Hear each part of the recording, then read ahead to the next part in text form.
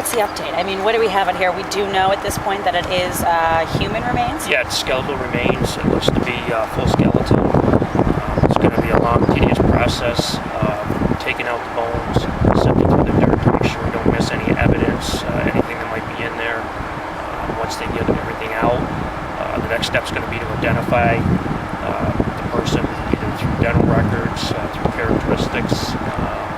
If they can at least determine right away, male, female, how old, maybe how long they've been there, that'll give us a step in the right direction. How rare to find a full skeletal? You know, sometimes you find pieces of the skeleton, but a full... Yeah, that is unusual, especially in this case here. It looks like the person may have been either left on the surface, or if they were buried, it was a very shallow grave. Okay, and so what do we know at this point? Go through, we kind of have it already, but you know, from discovery to now, what a woman that was fishing yesterday afternoon saw the bones, gave us a call, and the Sheriff's Department a call. We came down, we secured the scene. Forensics team came in at 9 o'clock this morning out of Oneida County Medical Examiner's office.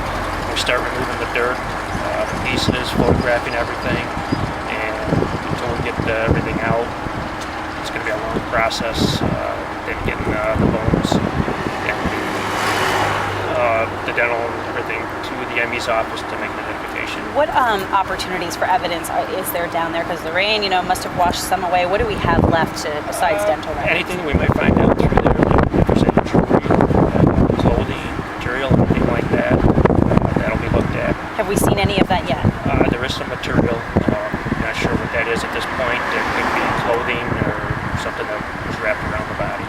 Okay, and when you find a skeleton in a situation like this, do you have any general time frame of how long that must have been there? It's hard to tell until they get all the information, get the bones out, and look at it. I don't want to give a guess because I don't know. This might be a gruesome question, but is the skeleton in full tact, or is it kind of... It looks to be in full tact. Okay, so no obvious torture or broken bones? Doesn't look to be at this time, no. Okay. How does this, as a pretty rural, quiet area, how does this type of discovery, what does that do to your department? Well, it is unusual to have something like this. It could be a missing person from one of our cases from many years ago. It could be somebody that was dumped here from another jurisdiction. We have other agencies that have contacted us regarding their missing person cases to try and match it up to see if it's one of theirs. It is unusual, but it can happen any place. And Water's Edge, is that a common spot when you usually find things like this? We've never had one of these, so from what I'm told, that when someone does dump a body, it's usually like 50 yards off the road, which is close to what this is here. The thing with the Water's Edge is kind of unusual. I know this area is flooded from time to time and could wash stuff away or could wash stuff down under, so that comes into play as well. What's your strongest piece of evidence or your strongest lead at this point? Well, the skeletal remains is the strongest evidence. Okay, and any contact with the property owner? Yes. And what's his kind of response to all of this? We had just consent to search from the property owner. It's not an area that's frequently used. It's nothing that's been developed over the years. So, I mean, it's something where somebody may come along, see it's a wooded area, great, and just decide to dump something. Okay, and so going forward now, what's the next step for you guys? Is the identification. Once we determine male, female, how long it's been there, how old the person was, and then if they can identify who it is through the dental records and other characteristics. And does all of that look like it'll be possible to do? Any challenges? I would think so from what's there, but I don't want to say and can't. But with the technology and the people that are working on it, I think they'll be able to give us that. Okay, if you had to kind of sum up your experience out here today, what would you say about this whole discovery?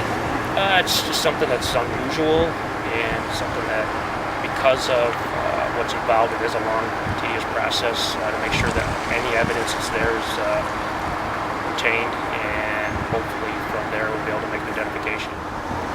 The final question is, we've had 3 other reports in the last roughly week or so throughout upstate New York of human remains being found. Is this the type of year with the season changing and is there any explanation at all for why?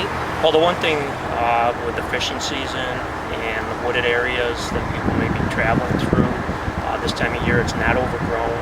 The stuff hasn't come out yet, so it's easier to spot things. So as the ground settles, it may unearth some things, and that may be why you get more this time of year. Okay, but you said this is the first one that you guys have ever experienced. Yes.